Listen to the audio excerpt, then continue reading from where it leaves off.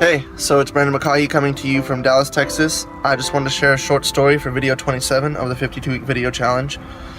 I recently started training mixed martial arts at the UFC gym here in Dallas, Texas, and I saw this guy, and I've seen him frequently, and we never said anything. We made eye contact, we looked at each other a lot.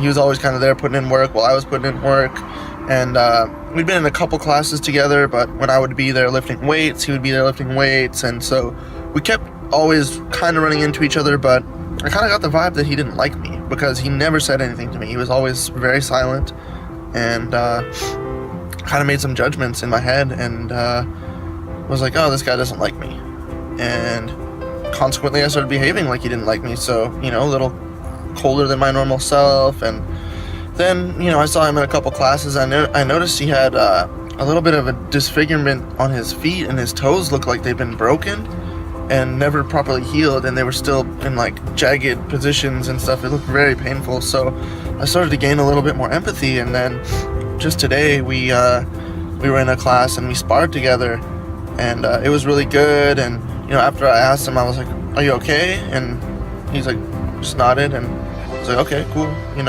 then I went up to him after and I introduced myself. I said, hey, I'm Brendan, what's your name? And he couldn't answer me.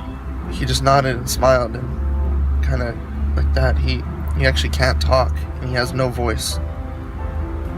So it really took me back, and I can't believe that I'd made all those judgments, and that, I just was completely wrong. And about him not liking me, he's mute, and I don't quite know if he's deaf, but man, I felt really bad, and it touches me very deeply, because how often do we take for granted our voice and our ability to communicate? And to see this guy in the gym working his ass off, he's got no voice, it just really touched me. So I wanted to share that, and thank you for watching, and use your voice. I'm trying to use my voice to make people's lives better, and be careful what you say, because sometimes it's best left unsaid.